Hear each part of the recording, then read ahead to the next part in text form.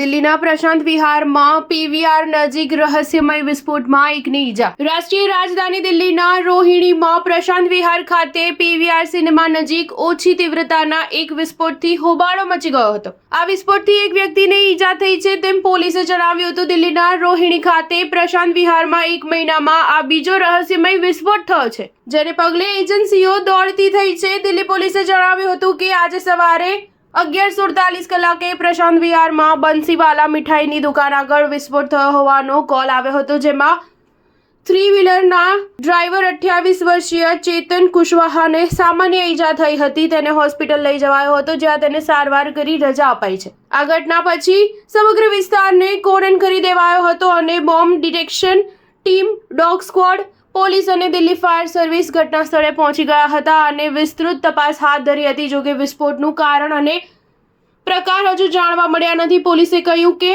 એફએસએલનો report આવ્યા પછી જ ખ્યાલ આવી શકે કે આ કયા પ્રકારનો વિસ્ફોટ હતો. પોલીસે જણાવ્યું કે ઘટના સ્થળ નજીક એક સફેદ પાવડર મળી આવ્યો હતો. જોકે વિસ્ફોટ અંગે વધુ વિગતો મેળવવા તપાસ હાથ ધરાઈ છે. દિલ્હીના રોહિણી ખાતે આજ પ્રશાંત વિહાર વિસ્તારમાં એક મહિનાના ગાળામાં ઓછી તીવ્રતાના 2 વિસ્ફોટ થતા દિલ્હીવાસીઓમાં ફફડાટ વ્યાપી ગયો છે. ગયા મહિને 20મીએ દિલ્હીના પ્રશાંત વિહારમાં જ સીઆરપીએફની સ્કૂલ બહાર ઓછી તીવ્રતાનો વિસ્ફોટ થયો હતો.